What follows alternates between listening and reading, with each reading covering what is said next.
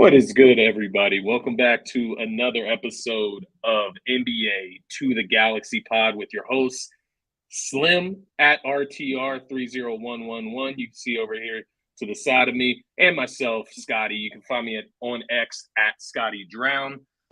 In this episode, we're going to get into all of the week one action. Not all of it. We're not going to go over every single game, of course.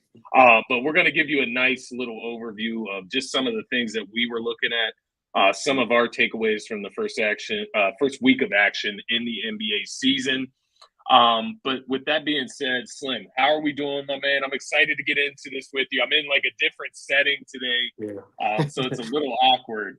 But one good note for the show today, man, that with being in this different setting today, I shouldn't have any internet issues, man. We shouldn't have any screen issues, bro. Because I'm on the hotel internet right now, and I would imagine the hotel internet has to be top class, so I think we should be good today. But no, honestly, with that, man, I figured it out because I do think it was my internet connection. Basically, because we do our shows in the evening, I will always have my TV in the basement running while during the day while I'm working, and then I come up, and that's what's messing up my connection. I need to turn all the TVs in my house off so that all the internet's going to my MacBook. But nonetheless, we don't got to worry about that, my man. How are you feeling on this Monday, though? How you doing? I'm doing good, man. I can't complain. Tomorrow will officially make 1 week since the NBA been back, and we had a lot of good games, man. A lot of good games. Guys, I've been starting off the season strong, and a lot of guys haven't, but nonetheless, just excited for hoops to be back. And as always, it's a nice experience when we chopping it up, discussing hoops. So, yeah. Yes, sir. No, I completely agree.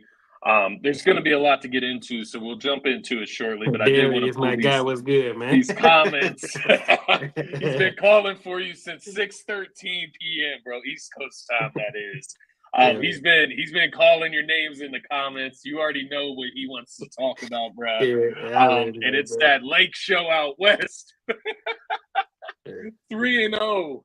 Okay. He says here, does Bron finally have his Phil Jackson with JJ Redick? The 3 first games were solid.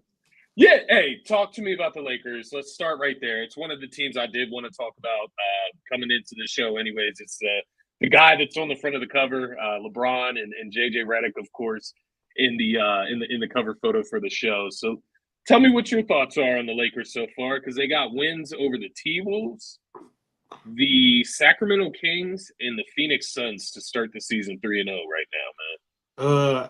My first impression, I had to say Anthony Davis. I feel like they finally, letting him, be the number one option. Because I mean, when I think of AD, where I'm pretty sure most people think of defense, which he is obviously one of the better defenders in the league. But Anthony Davis can give you, 25 points as well. But now throughout these first 3 games, you see he averaging like 30 points per game, and then he get to the foul line a ton, knocking his free throws down and whatnot, just being more aggressive offensively. And I like to see that, LeBron kind of took a step back from an offensive standpoint, like kind of just realized that he can get here at any given moment at this stage of his career, and just let AD be the bus driver instead of like the bus rider. So yeah, but I like what I've been seeing from the Lakers. I like the rookie Dalton Connect. He's been pretty nice for them, as well as I like what I've been seeing from Rui too. So yeah, the Lakers first 3 games been pretty impressive wins, I'd say, over the Kings, T-Wolves, and the Suns. Pretty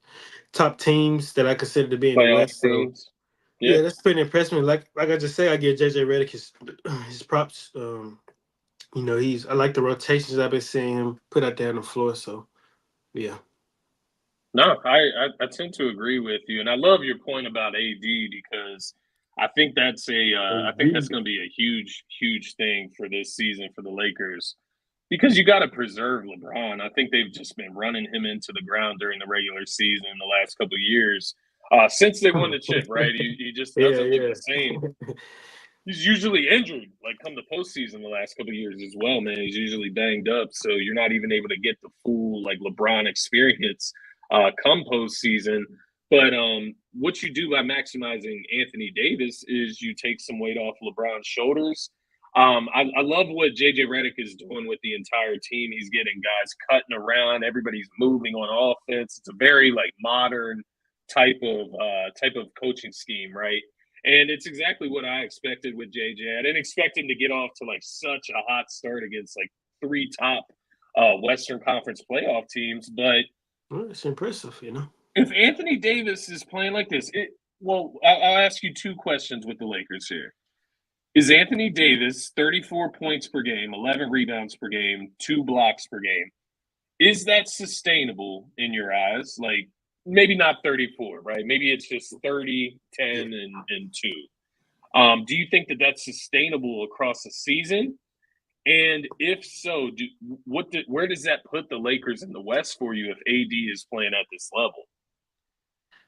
Man, to answer your first question, I definitely think it's sustainable. Like you said, not from like the 34-point range, but maybe like the 30 range. I feel like that's more 25 to 30. reasonable. Yeah, like 30 to 31 points per game. I feel like he can definitely keep that up for sure. Because like I said, he just been getting to it mid range, getting to the foul line, so he can easily get 30. I feel like so.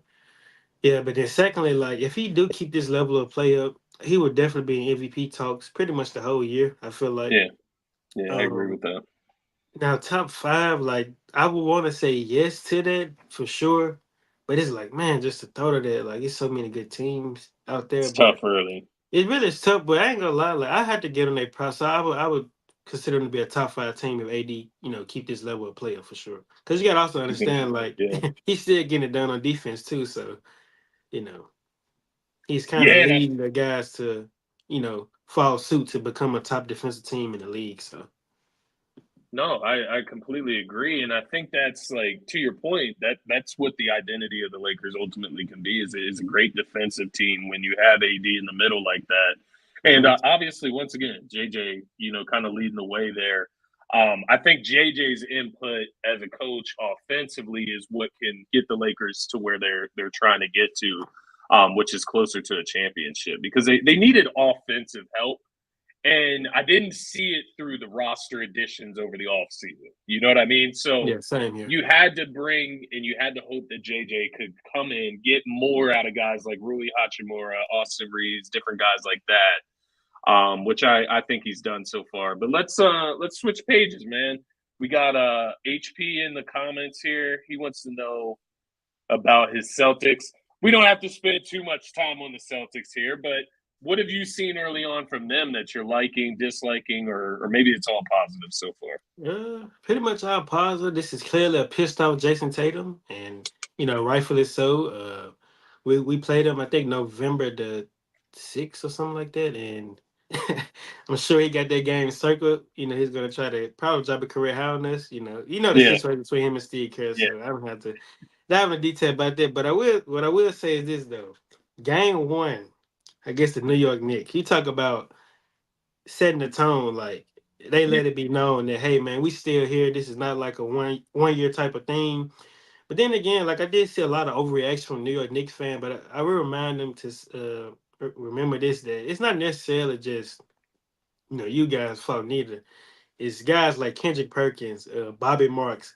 Those guys was on TV saying that the Knicks going to the finals and different things like that. So the Celtics, they took yeah. it personally and rightfully so, and they went out there and they was like what 1 3 pointer away from breaking the NBA record for most threes in a game or something like that.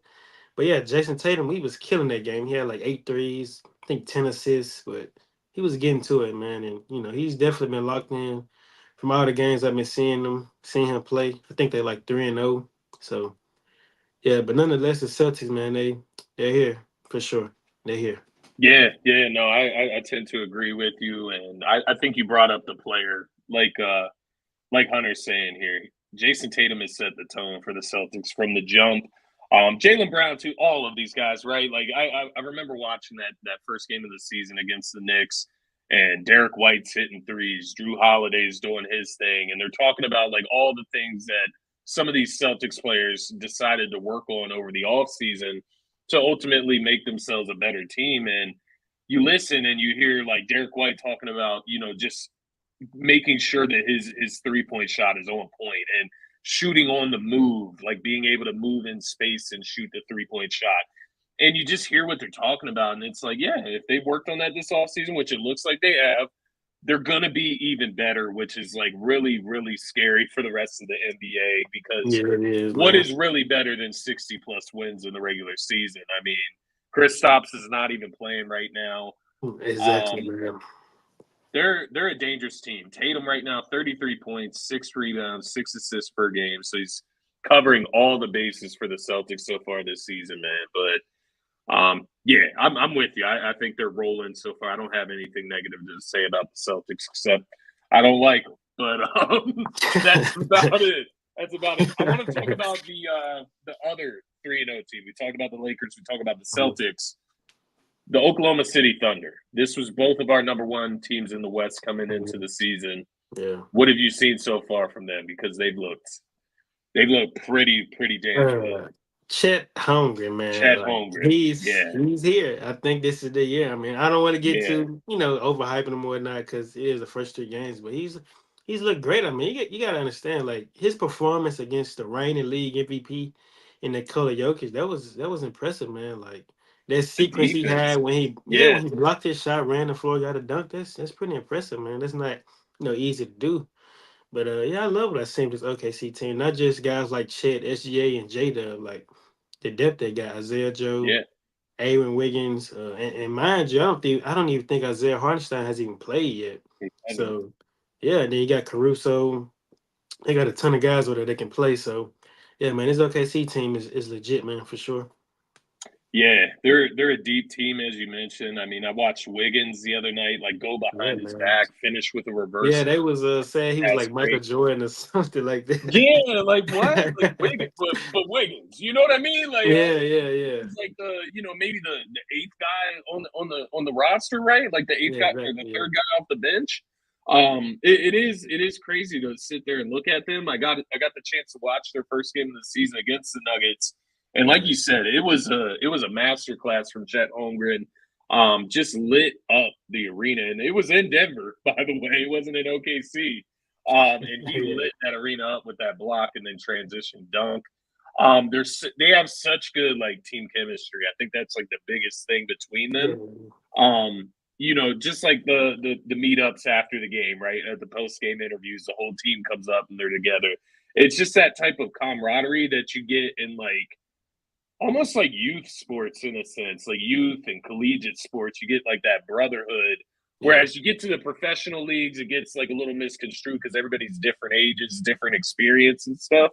These guys are all around the same age outside of like Caruso, basically. And so I think they just have like a great bond that they built there. And it just seems to be getting stronger. SGA, we didn't even mention him here, but trying to think MVP candidacy, like top 3, top 4, gotta be like that conversation for sure. Yeah, if they got the number 1 seed, like he's going to be steady. But Chet this season, man, to your point, 23.7 points per game so far, 3 games, 13 rebounds per game, and 4 blocks per game. So through 3 games, if I'm doing my math correctly, if he's averaging 4 blocks, that means he has 12 blocks through 3 games so far this season, which is insane. It's interesting for sure. And imagine when he goes to power forward, right? Like when Isaiah Hartenstein comes in and plays, center. Yeah, right. And then Chet plays the 4 like he's supposed to.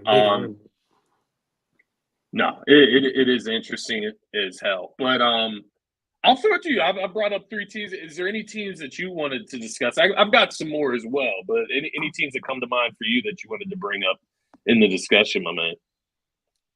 I mean, there's a few. I say. I mean, I like what I seen from the Timberwolves, man. I feel like it was a lot of overreactions after they lost to the Lakers in Game 1, but since then, man, I love what I've been seeing from Julius Randle. And I also had to give Edwards his props as a leader because he came out after they won against the Kings. I think in that second game of the season, he told Randle to basically be you, like we'll adjust around you, and as a leader, those are the type of things that you should present to your teammates. Like, so as a basketball fan, it's pretty nice to hear for sure. So, and ever since then, Randle been rolling, man. He's been fitting in, finding his spots, making plays, just bringing that physicality on both ends. So, But yeah, I just love what I've been seeing from the T Wolves for sure. Any thoughts on that team before I name another team? Yeah, of course. Yeah, Randall, to your point, 24-8-4 on the season through 3 games yeah. so far. 2-1 record. Obviously, you look directly over at New York and you look at Cat so far this season, and no, I'm not jumping to conclusions yet or anything, but it's something that's going to be examined throughout the Oh, it's season is yeah for sure that yeah Cat's production versus Randall's yeah production for with the sure. Timberwolves. And right now, Randall is leading the way, right? 24-8-4 for him. And I believe Cat's sitting around 16 points per game right now.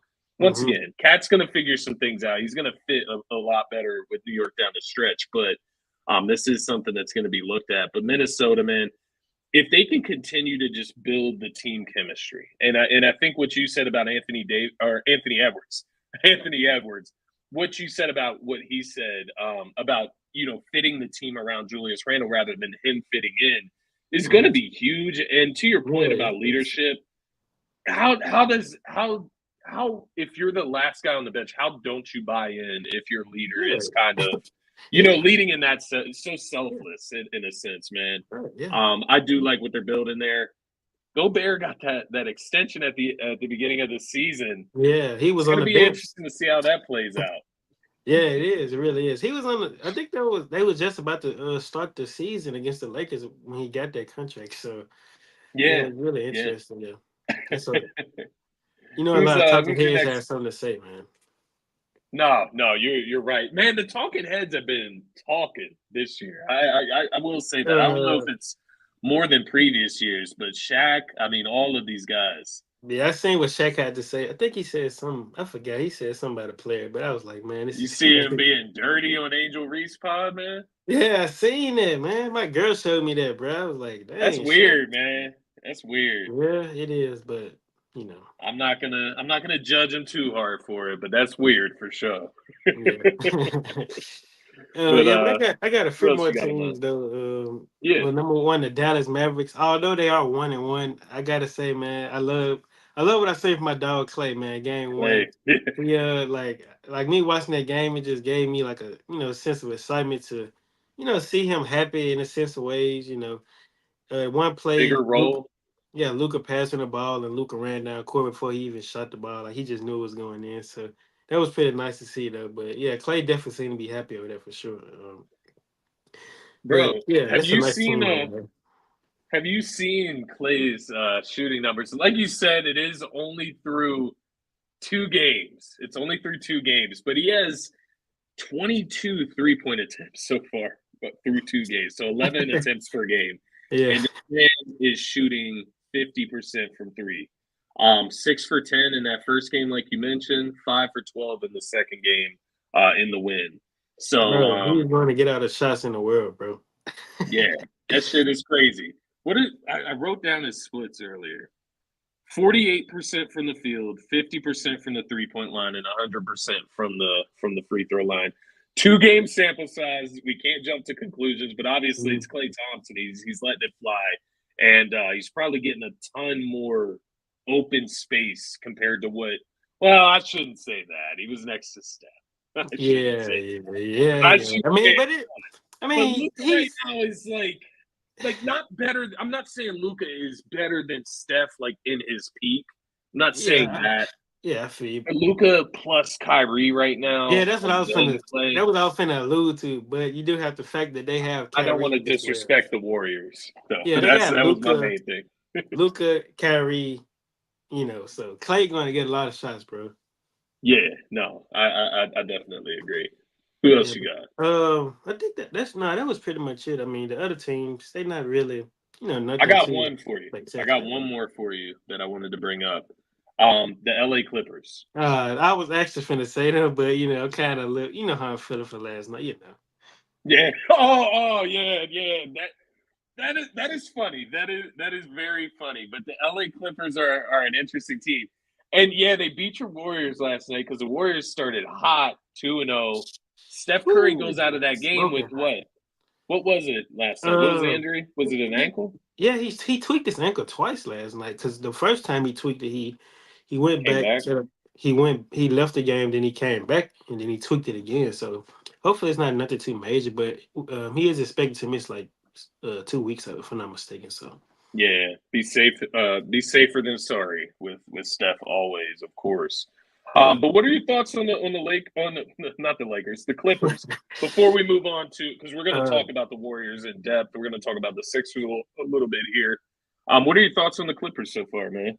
I mean, I got to give it up to Tyronn Lue. I mean, like he's got these guys' confidence is through the roof. Like Zubac is, a lot of guys saying that he's a top 10 Yeah, center in the NBA. And I will say this about Zubac though. Like Zubac has always had like a nice bag, like that little post up yeah, shot he does. He always had that. It just like you gotta know your role on the team. They had Kawhi, but they still got Kawhi. But when Kawhi and PG, you gotta kind of like take a step back when they added James Harden. So it's not really a lot of scoring for you. But now that has opened up since Paul George had left, and Zubac has pretty much been in his bag. These first three yeah, games, rebounding the ball, heck, even making plays. I think he's averaging like what 4 assists, 5 assists, or something like that. So that's pretty impressive. bro. You're not wrong because that was the thing that stuck out to me about Yeah, Zubac Zubac as making well. plays out here, man. Yeah, 4.3 assists per game for Zubac on yeah. top of like the career highs scoring 23 points per game scoring wise, 10.3 rebounds per game getting on the boards, and then of course the 4 assists. James Harden, James Harden. man, I'm starting to dislike him for a little bit, but I guess it's like been enough time, and I feel like the Clippers haven't fleeced. Maybe it's the fact that the Sixers got Paul George is why I don't feel like negativity towards James Harden as a Sixers fan anymore. Yeah. Um, he's hooping right now. He's leading the way for them. 25 points per game, 8 rebounds, 11.7 assists per game. So basically 12 assists per game. His shooting numbers though Yeah, are that's horrible. 19% from 3-point range and like what 39% from the field. That's 36 from the uh, field. Yeah, it ain't I pretty. mean, granted, it But is 3 games. It's three games, hey, little because I sample yeah, size. it is because I think Maxi he's kind of His so yeah, his shooting splits are horrible as well. So yeah, yeah, so I see what you did there. yeah, I see what you did there. I see what you did. You brought me back down to earth, yeah. bruh. I'm trying to see if you gonna catch on. But nah, I do like what the Clippers are doing so far. Do you think the way that they're playing right now, like Zubac, can that like continue? Like, do you think that he can have a season like that, like a career type season?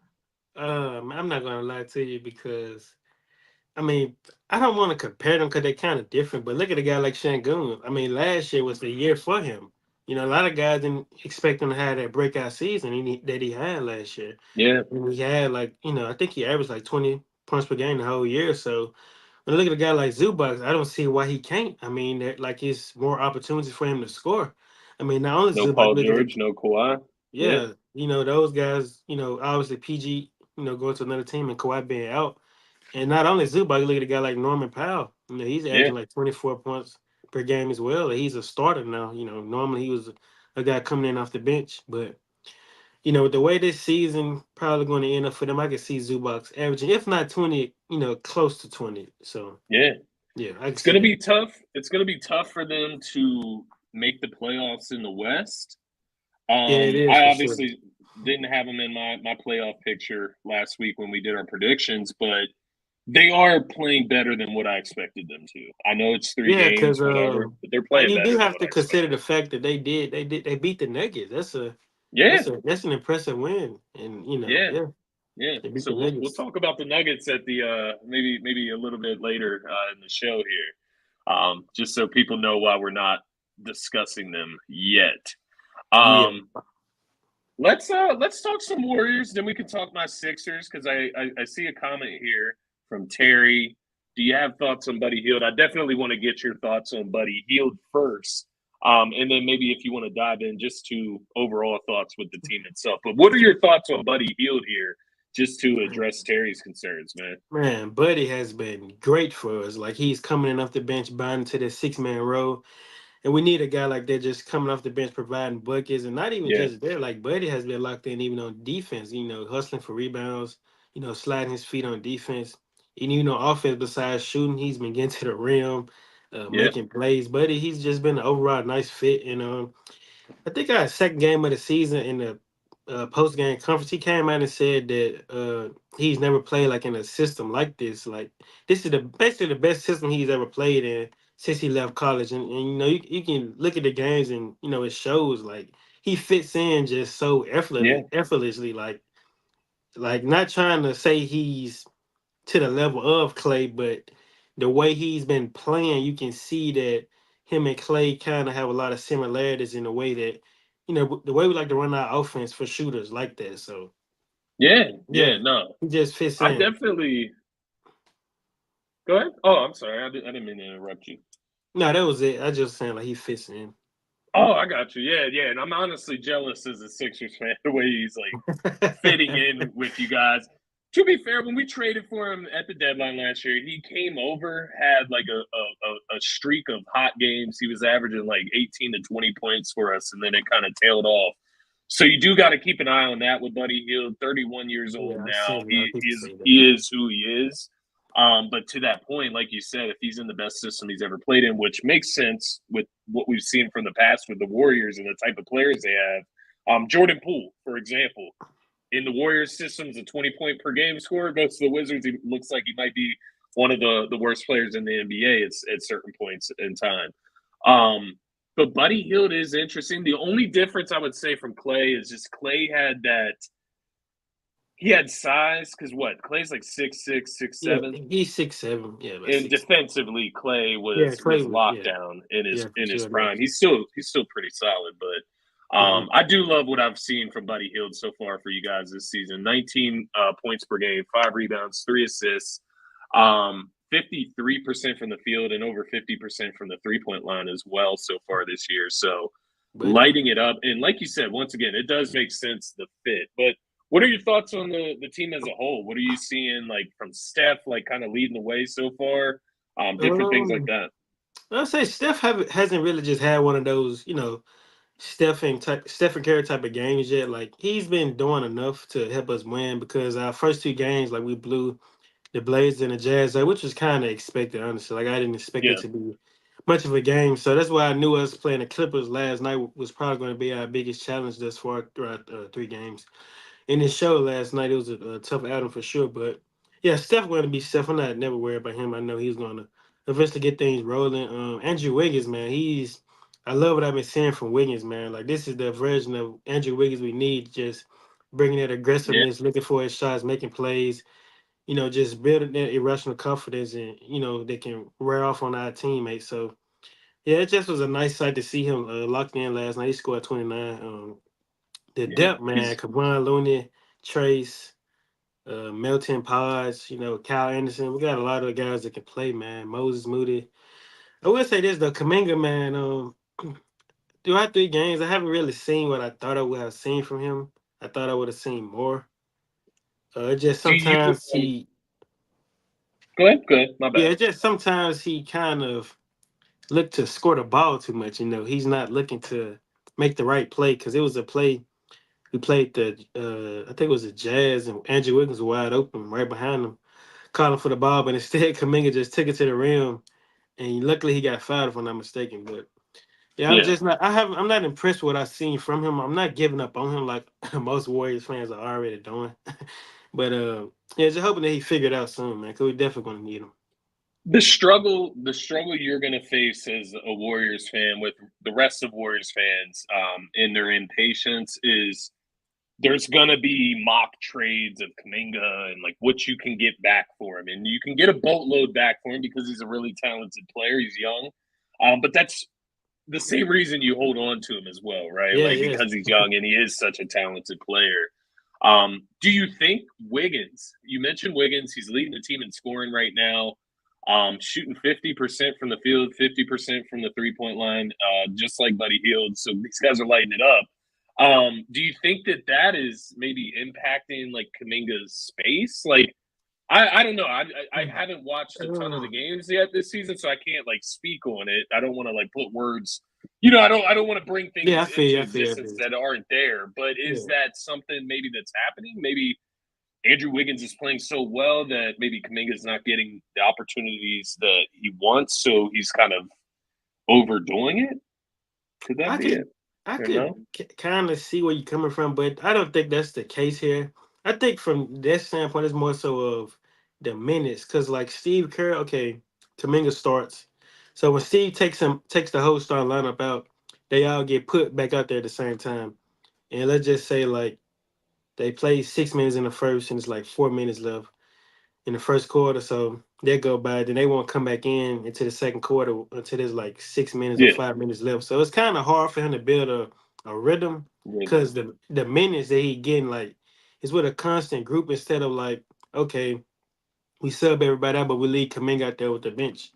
Things Yeah. like that. So Where he can go to I work. yeah, exactly where he can go to work a little bit more. So but that's how Steve been doing. He's been keeping the starting lineup together for the most Who part. So who is y'all's starting lineup? we Has got it been the same through 3 yeah, it's games? been the same. Trace, Draymond, Kaminga, Wiggins, and then Steph. So basically just a big lineup. That's a big yeah, that's a lengthy lineup, man. That is an interesting line. I did not expect that to be the lineup, but that is very interesting. Yeah. I see Kaminga, so he's averaging 19.7 minutes per game. Wiggins is up at 25, Curry's at 26. So, and once again, I'm asking this from kind of an interested standpoint. Mm-hmm. Who is finishing games? Because the Oh, reason I ask this is because Pods is averaging more minutes than Kaminga. Buddy Hield is averaging more minutes than Kaminga. okay. So the reason it's kind of like that, because the first two games we blew those teams out. So the starters they didn't get like a ton of minutes. Like Fair. Pies, Moody, all those guys, they pretty much played the whole fourth quarter. If that makes sense, because I we got blew them you. out so bad. So Kaminga and all those guys, they didn't just get a ton of minutes during those first two games anyway. Because Buddy Hill scored like 22 points in 14 minutes against the Trailblazers. So and that was his night. So he only played 14 minutes. So yeah. Yeah, okay. That makes a little bit more sense. That's just something to keep an eye on. Minutes distribution. Does somebody, start getting into that closing lineup over one of the other guys, if Wiggins goes to the bench or if Kaminga does. But that Yeah. is a good defensive lineup to have on the floor at the Yeah, end it of is a games. So big lineup, I man, for can't hate sure. on that.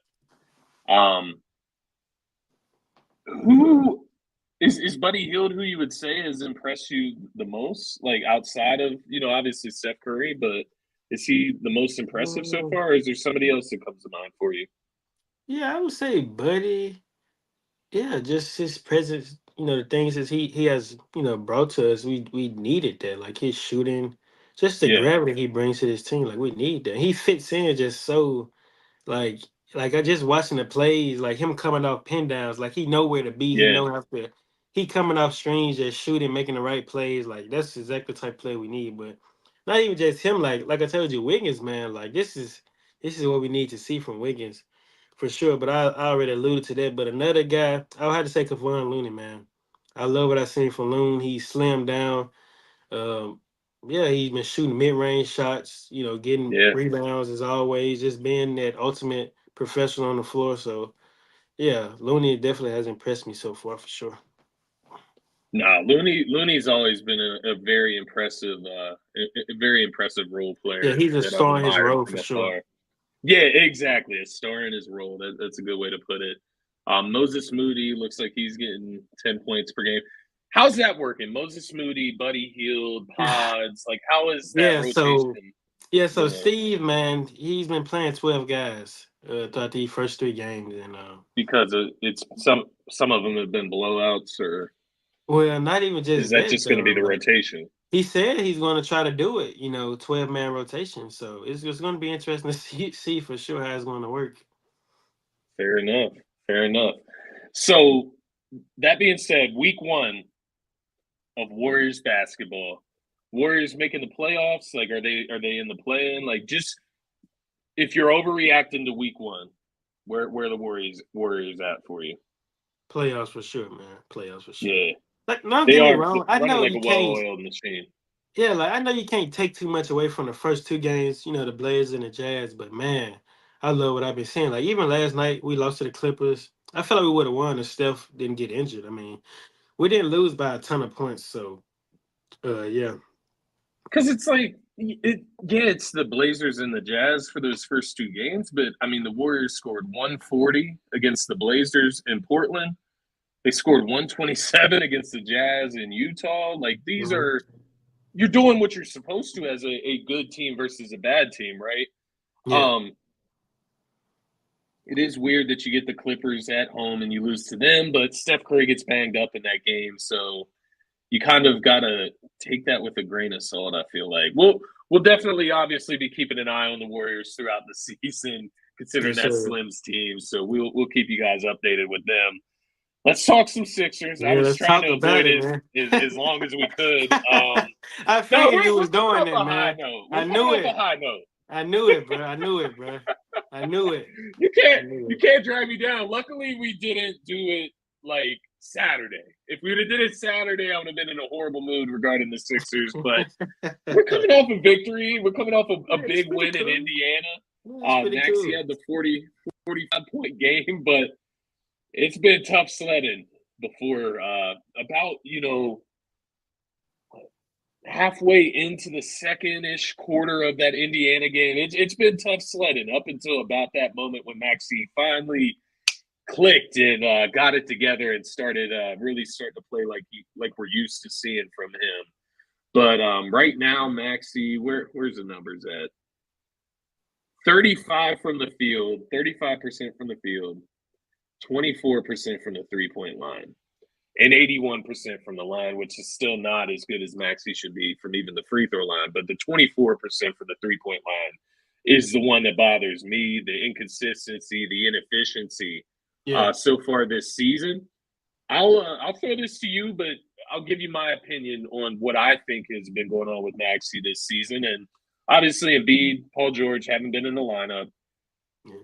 I think that Maxey has been trying to not. I don't want to say too hard because you can't try too hard. Like I don't mean it like that. Yeah.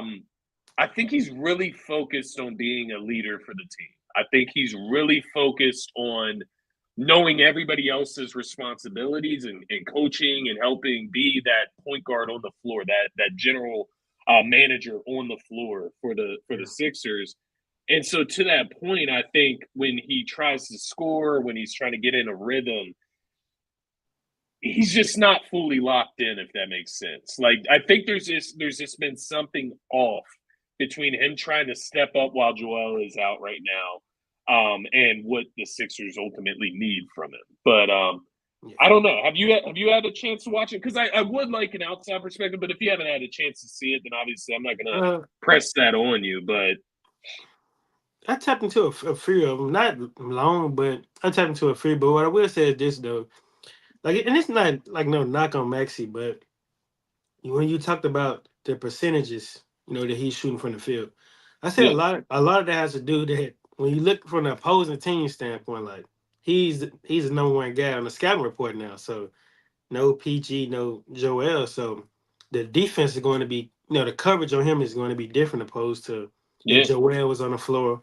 or even PG, because I'm pretty sure he'd be like second on the list. Obviously, Joel won from a opposing team standpoint on the scout report. So yeah. When now that everybody's healthy, yeah, so now he's the number one guy on the scout report. Guys going to defend him even better to a certain degree. I think that has a lot yeah, to do with it as well. So yeah, but nonetheless, like you said, he had a pretty good game for y'all to win against the Pacers.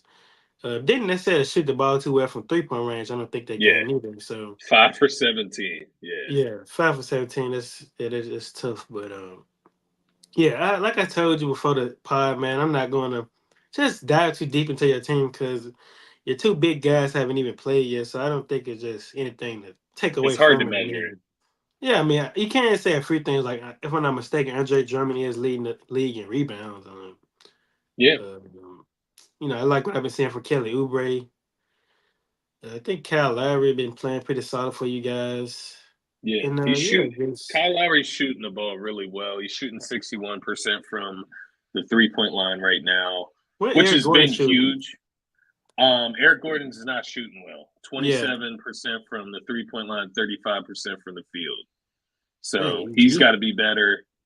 Caleb Martin's got to be better. 41% from the field, 14% from the 3-point line.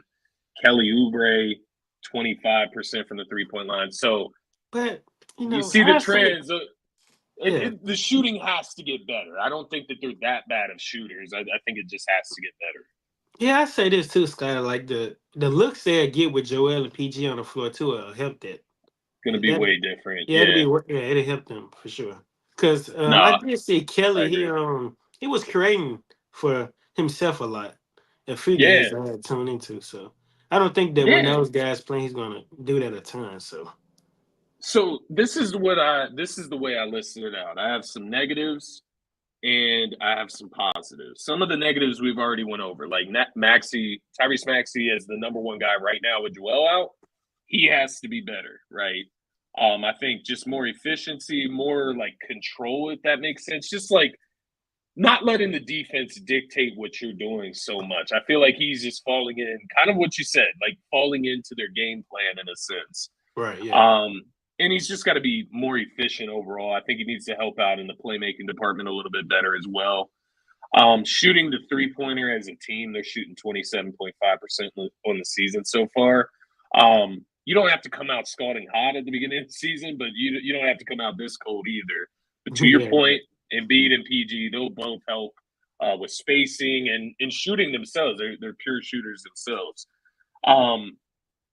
The consistency just overall of the team, I think guys need to start figuring out their roles in the coming weeks. And it's still early on. This isn't necessarily like a negative thing for the entire season. It's just something they got to figure out. Yeah, like, is Eric Gordon going to be like that six man off the bench type of scoring punch? Is that what we're going to use him for? Or does he go in the starting lineup and then Oubre comes off the bench as a scoring punch? Like, the guys need to figure out their roles. It'll be a lot easier once Embiid and Paul George get back. The positives, the rebounding, as you mentioned, with Drummond, he's helping significantly with that. Yabusele's helping with that. Caleb Martin right now is averaging 8.7 rebounds per game, so he's helping with the rebounding. Overall, that's something that we've struggled with in the previous years heavily. Since we traded Andre Drummond in that deal for James Harden to the Brooklyn Nets, we have struggled heavily with rebounding. Caleb Martin and Kelly Oubre, despite the shooting slumps or the shooting woes to start the season, I still love what I've seen from both of them so far. You mentioned Kelly Oubre on the attack, being aggressive, getting his own shot, getting in the lane and finishing there, playing physical. I like the energy from Kelly Oubre. And then Caleb Martin is just something that we just have not had on a Philadelphia 76er roster. And it's just like that connector piece. He just does like all the little things, the rebounding, playmaking. Yeah, glue guy. That's exactly, exactly. It's exactly what the Sixers have been missing in previous years. So I love what we're getting from Caleb and Oubre. Yabusele, I'll throw him in that conversation. Not that caliber of player as Oubre and Caleb Martin, but he's been very impressive. I think he has like a legitimate role in the team is what I'm trying to say there. And then just a few suggestions going forward for the Sixers. I have one, and I swear this isn't Duke bias. I do think Jared McCain, I swear he deserves a role in this team, bro. Like, I swear. Hey, you rolled your eyes. Hey, did you see the score? I don't know if you caught it last night. There was an exhibition game between Duke and Arizona State. No, I didn't. You know what the score was? What it was? It was like 105-44. Duke won that game. Right, come on, man. This guy here, bro. First game of the season next Monday. Just a precursor. I'm throwing it out there for you, Slim. Keep an eye open. Keep one eye on them Duke Blue Devils. But Jared McCain needs some minutes. I think I say this though, with Jared, like if Eric Gordon keeps shooting away, like hey, he can get in the rotation. Why not? It's possible. Yeah, why not? But speaking of Sixers, man, it's one joke that came to my mind, man. This past as off season because I see a lot of people talking about this, and you just mentioned Caleb Martin, the glue guy and whatnot, and I couldn't help but think of Batum, right? And they said that he's basically running from Paul George. Like, what's going on with that? Like, because PG came over and he left, and then if I'm not mistaken, when PG came over to the Clippers, he left or something like that. I don't know. Batum, it's basically like they're saying Batum is running away from Paul George or something. He's running from Paul George. I guess it was a joke to saying that Yeah. from a winning standpoint, things like that. Yeah. That it is interesting. It is interesting because Batum. It's not to say he's like the same style of player as Paul George. It's not like that. They kind of overlap in their positions, right? When you have a Kawhi on the Clippers at the time. So that is a funny point. Batum is a guy that I do miss. He was a nice because I think he blocked. Was it he blocked Hero in the playoffs or something? He was pretty good defensively for you guys. He had a game I say that in the play-in. He basically like won us the game against the Heat in the play-in. It was weird. Oh yeah, you told him about that. Yeah, I remember that game, bro. I don't know. Yeah, he went to a different level, but I also think. So when Joel and PG making their debut? Is it this week? Maybe it's supposed to be this Wednesday against the Charlotte Hornets, which makes sense because it's like a warm-up game. They can come out. Joel can score 70 or something. Oh, come on, man! Don't disrespect the Charlotte I'm just playing. Like come on, I'm just playing, man. But I do think it's a good game for them to like get their feet wet and get intertwined with this team while still going after the W and getting some good vibes going. But it's supposed to be this Wednesday. They've been working out with the team, got full like scrimmaging in over the weekend. So hopefully we can see at least Paul George or Embiid, like one or the other. Like give me one on Wednesday at least, and I'll feel a lot better. The other thing I wanted to point out about the Sixers before we move into our last segment, man, I think KJ Martin needs some more minutes as well. I think him and Maxey, they have a little bit of a good chemistry. Yeah. They got good chemistry. So I think give KJ Martin some more minutes with Maxey. He's a physical. He gets dirty. Yeah, I like KJ Martin. He brings like a different aspect than the rest of the team. Like you said, lob threat. He has bounce. Something that the rest of the team doesn't really. Yeah, I was about to say like he's probably I was gonna say he's probably your most athletic guy. I will say this though, Kelly Oubre got some hops too though. Yeah, Kelly can jump. We had him for a year, so I know. So yeah, Kelly Oubre. I love the dude. Honestly, I really like him. Like not only as a basketball player, he just seems like a cool ass dude. He's really laid back. I don't know if he was like that when he was younger, because it seems like he got penciled in as like this bad attitude guy at a certain point in his career. But ever since he got to the Sixers, he seems all in, bro. Just about winning. Yeah, I seen him on the podcast with PG, man. I kind of tuned into it for a little bit. Yeah. Yeah. I didn't even. Was that recently? I didn't catch that. Yeah, that was like last week. Yeah, he had. Oh damn! I gotta watch that. I didn't even catch that one, man. I appreciate you getting me here. I think Kelly said he got a black belt or something like that.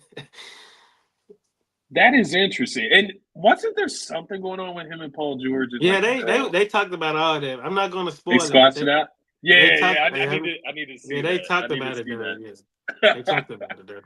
That is hilarious, though. But like you said, not jumping to any conclusions with the Sixers just yet. We got to see what they look like with Joel and Paul George.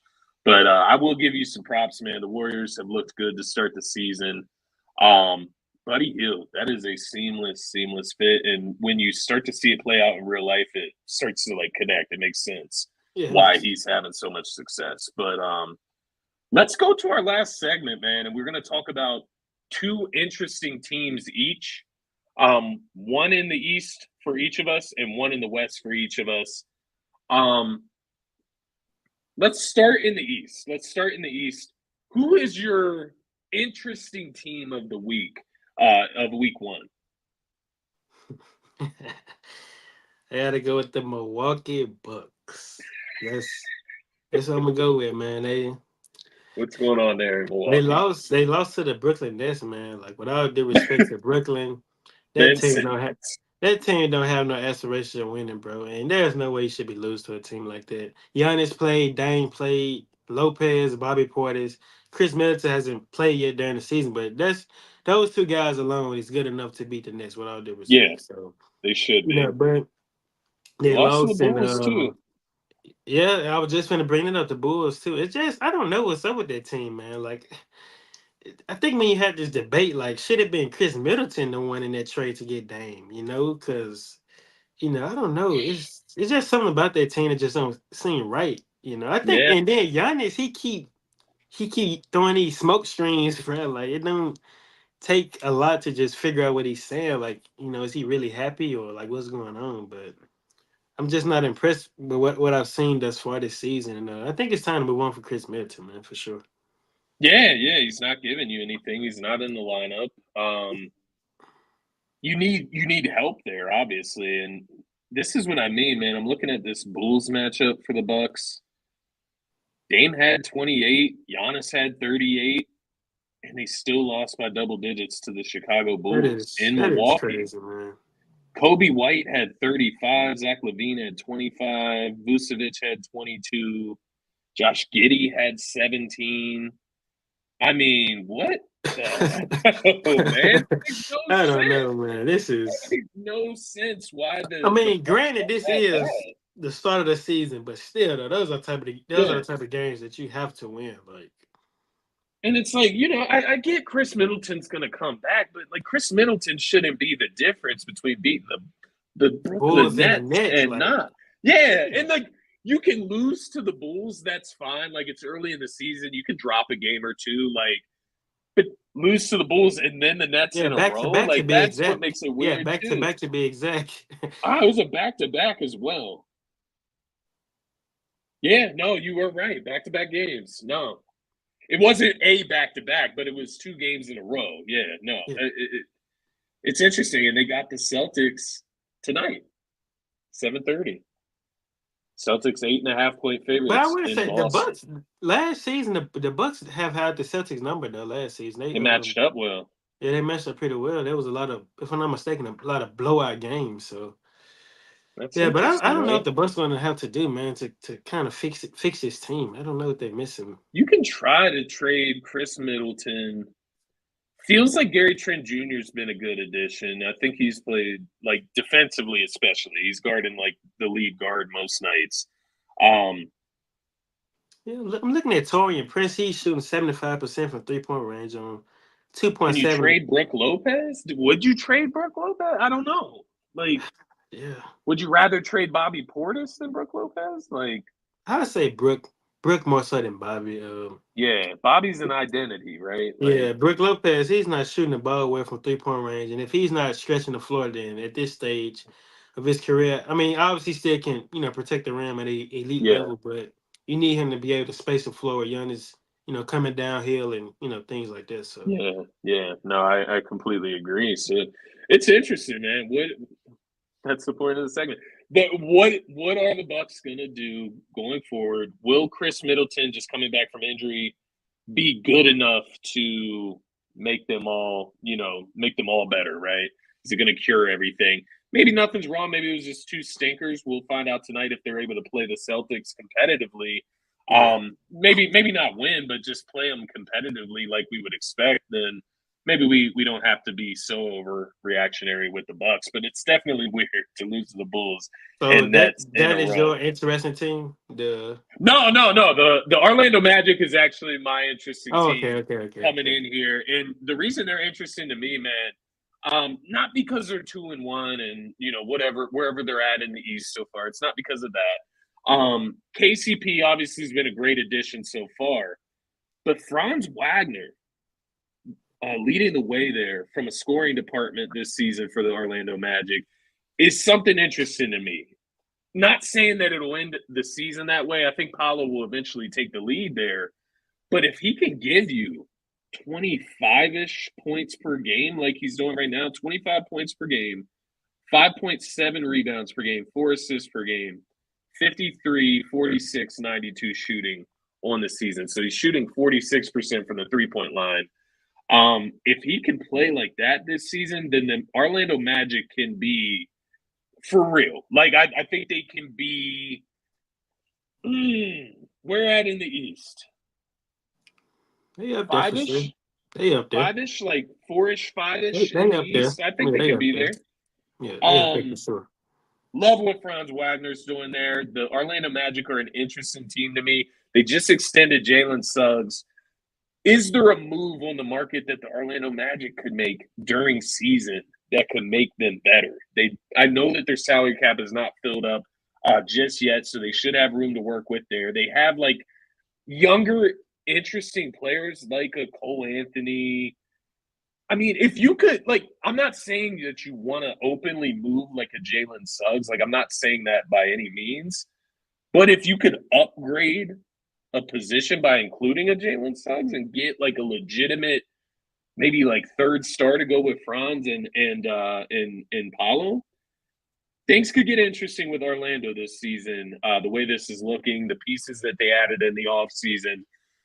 I think this could be the year that they maybe look a little bit more serious than even I was expected to start the season. So I went with the Orlando Magic. The other team I was kind of looking at in the East was the Cleveland Cavaliers because they're 3-0. Yeah. But they played really bad teams so far. So I'm not jumping the gun with them just yet. Yeah, it's the Orlando Magic for me out East. I'll throw you my West, and then you could throw me yours. Darius, I'm glad you're here. I hope you're here. I hope you're enjoying dinner. The LA Lakers are my team out west that I am so interested in right now that I'm intrigued by. And it's because of what they're doing as a unit.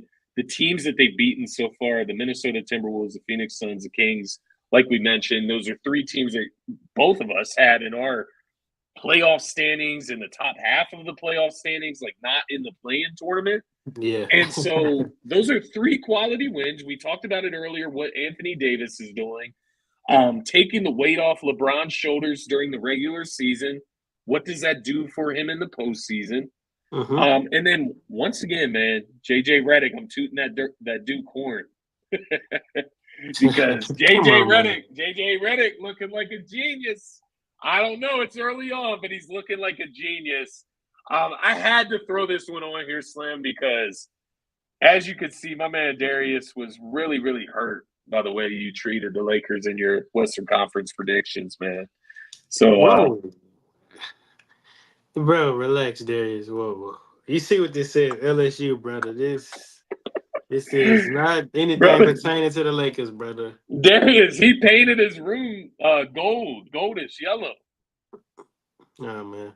You see the blue. You see the blue back there, bro. Warrior I know. Nation, bro. And I see Steph face Yeah, behind you see Steph. You see Steph right there. Yeah. No, I'm just messing with you. Yeah. But that's funny, man. Darius gonna be on you this season. I love Hey. it. I love it. Hold us accountable. Definitely. Yeah, hold us accountable. Yeah, I'm here for it, my brother. Yeah. Yeah, But no man, their chemistry is great.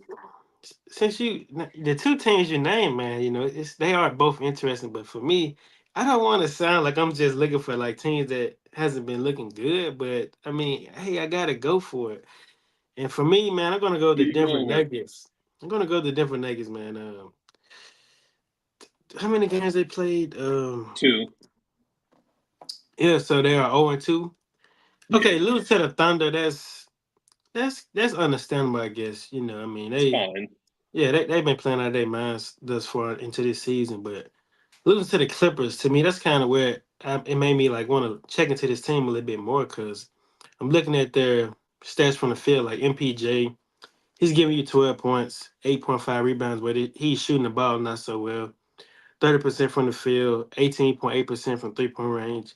He's not the only one. Aaron Gordon, 36% from the field and 20% from 3-point range. They're just not going to cut it. Yeah, Obviously, the Joker, like he's giving you down to 30 points per game, almost 11 rebounds, 9 assists, 2 steals. Like we all know what he's going to bring to the yeah, team.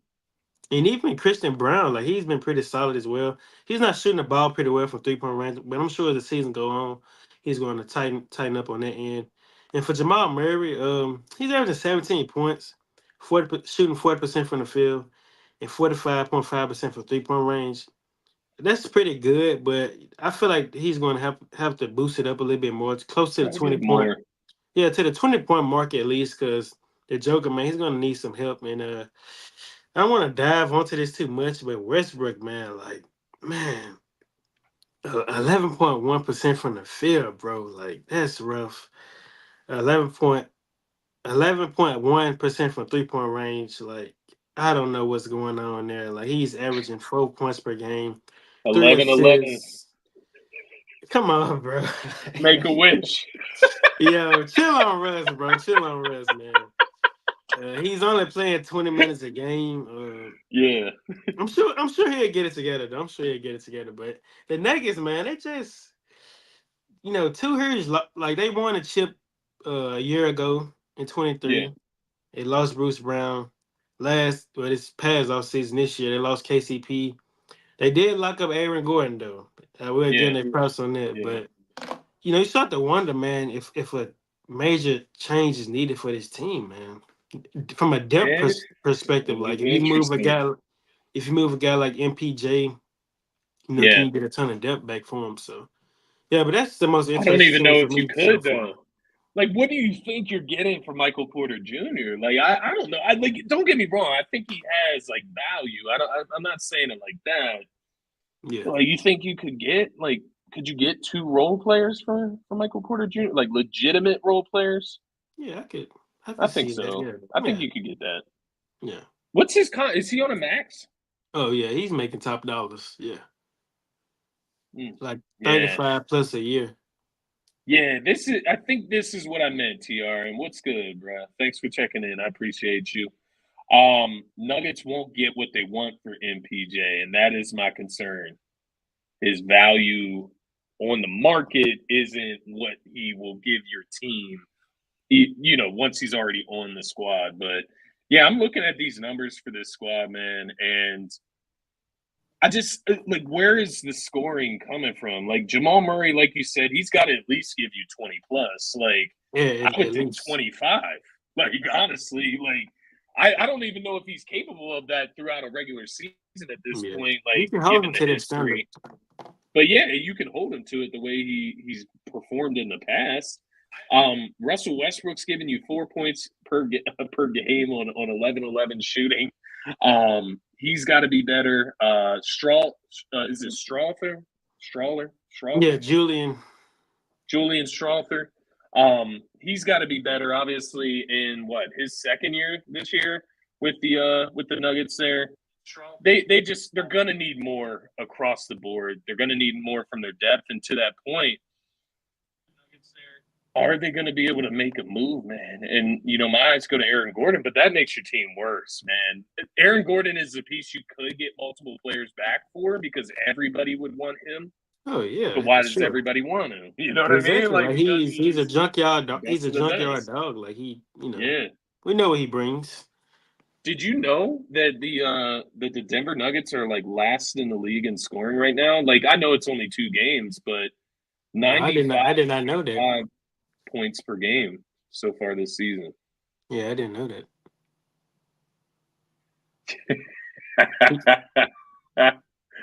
TR, he had to. Where they are? Interesting. They are. What is going around Twitter in the Sixers community that is gravitated over from the Detroit community? The Detroit fans want Tobias to come off the bench.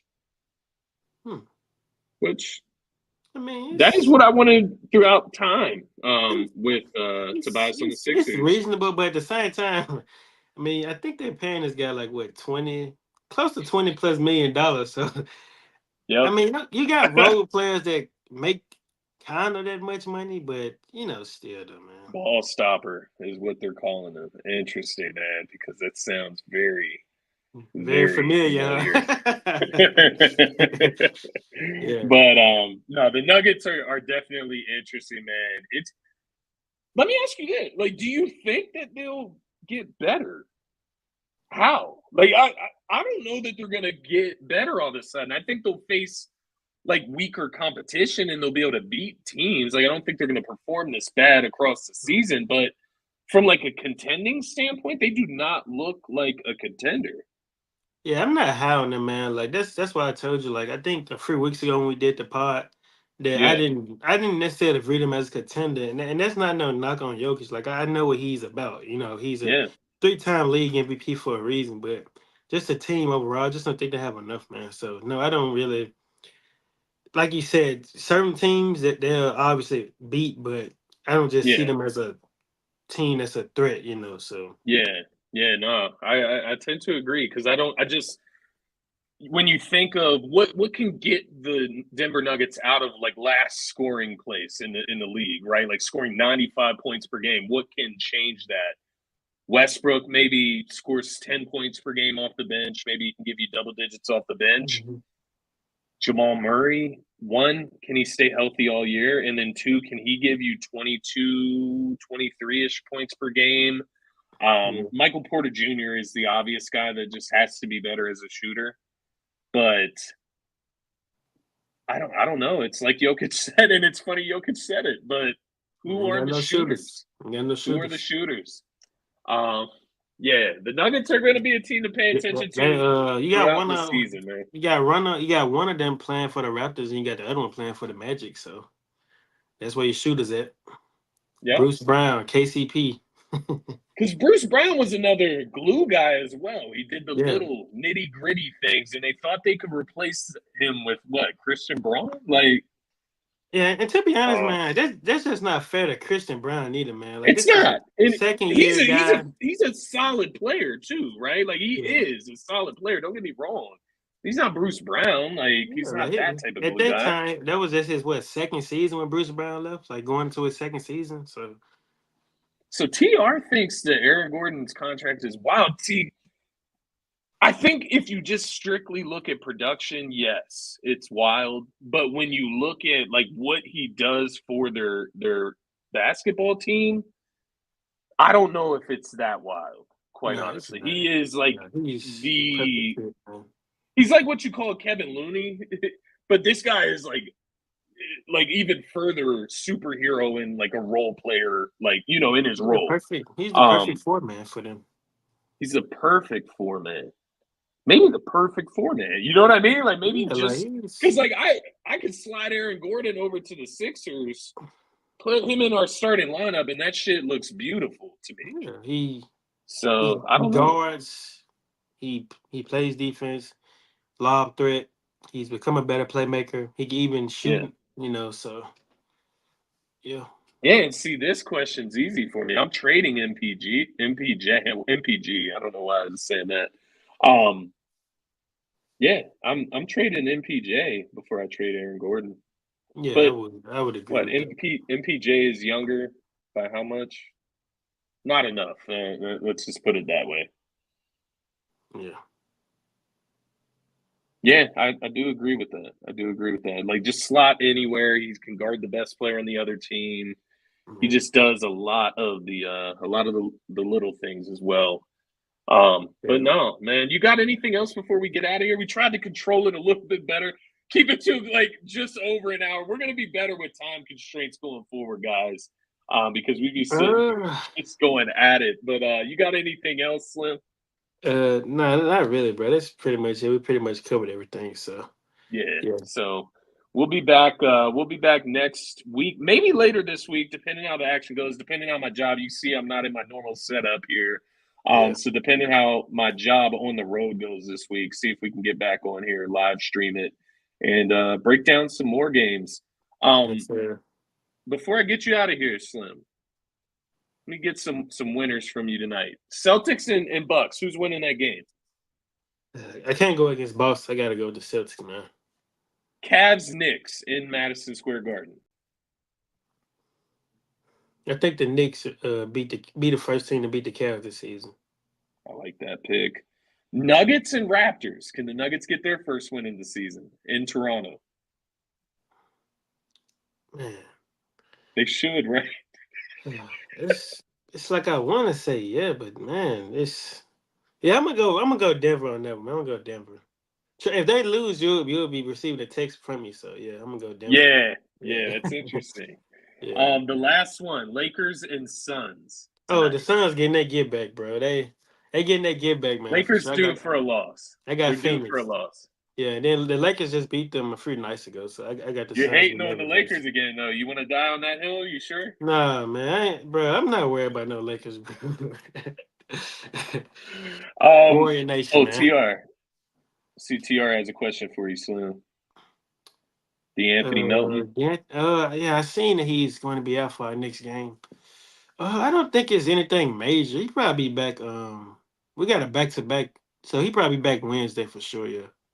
Yeah, it's so crazy because you guys kind of don't even need him, but Steph is I, here now, I so you wouldn't kind of say need him that though, now. because But D Mel, like he comes in, he hits timely shots for sure, oh, and he's a. just having a I don't mean he's a bad player. I don't mean it like that. He's a quality player. Yeah. yeah. Oh, okay. I see what you're saying. I see what you're saying. Yeah. I just mean you have a ton of guards, Yeah, two I feel you guards, on that. I feel you on that. a ton of guys in the rotation there. But I think there is a role for him because defensively, I'm trying to think through your guards. I mean, Pod's pretty solid. He's up there with one of the best defensive guards on your team, I would say. So it'll be interesting to see how that plays out. Slim made his picks for the night. I tend to agree with all of your picks. I'm not even going to front on you. I'm not gaslighting you. I do agree with all your picks. Celtics, Man, stop the cap. um, Nuggets, and Suns. I ain't capping, bro. No capping on the road, bro. But that is going to be it for this episode of NBA to the Galaxy Pod.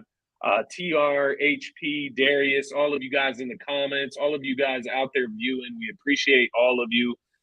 If you didn't get a chance to comment, if you didn't get a chance to hop over to the YouTube channel, head over to the NBA to the Galaxy Pod YouTube channel, hit the subscribe button, and that way you'll be able to get into the comment section with the rest of these guys. We can get you involved with the community and have more fun. We want to hear what you guys are thinking. Kind of lets us know what direction to go with the show in. So the more input, the better. We appreciate you all. For myself, for Slim, everybody, have a great rest of your Monday night. It's going to be it for this episode of NBA to the Galaxy Pod. Peace. Peace. We out.